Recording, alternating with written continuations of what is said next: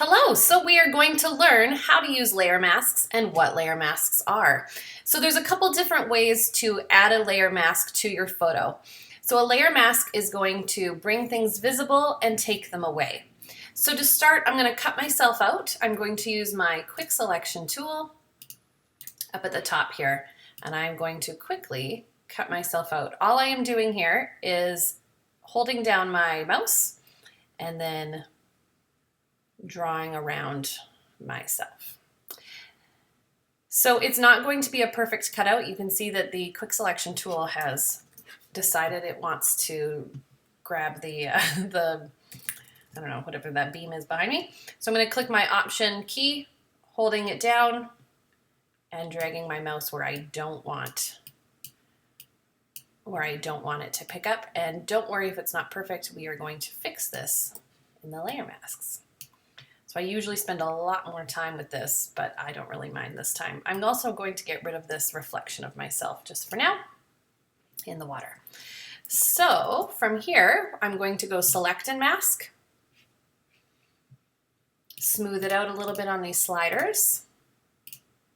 Shifting my edge down because I find that anytime I have bare arms to cut out, shifting the edge down will get rid of that very definite line.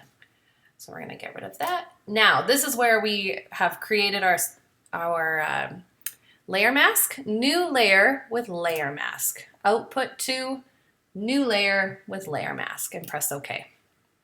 So now you can see we have a layer mask. The other way that we can create a layer mask is to duplicate our layer, Command J. And down at the bottom on the right side here, you see this icon. It's like a rectangle with a circle in the middle. You're going to click that. That will now add a layer mask. So the rule of a layer mask is that a black brush on the layer mask is going to make your image invisible. Just like that. To bring it back, white will bring it back. And voila. So when I do my composites, I use a series of layer masks to piece everything together. So an instance of where you would use a layer mask other than cutting out your subject, I have this water line. So I want this to be the separation between the top of the water and the bottom of the water. So using my free transform tool, I'm going to figure out where I like it. Let's say about there. So it looks like it lines up a fair amount with the top of the water and then what would be considered under the water. However, it's not perfect. So I'm going to take the under the water layer mask with a black brush. I'm going to brush away anything that is what I would deem top of the water. So once I start brushing, I can see that there was very much air quotes top of the water. Likewise with the white brush things for the bottom of the water. And that's just one kind of instance where that would help.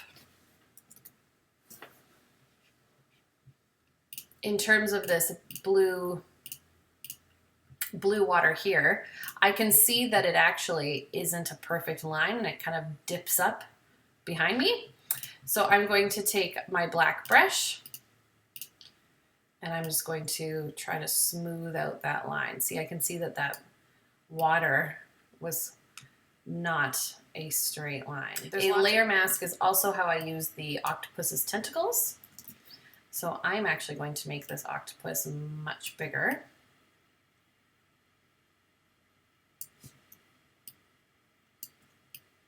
And I'm trying to remember exactly how big the octopus was in the original photo. So now I'm going to use this layer mask to mask out the areas above the waterline where we don't want the octopus to be seen. So using a black brush, you can just mask that off. Oh, see, now I've dipped too low. White brings it back. And voila. So that is a very early start of the Ursula photo, how I did it with layer masks.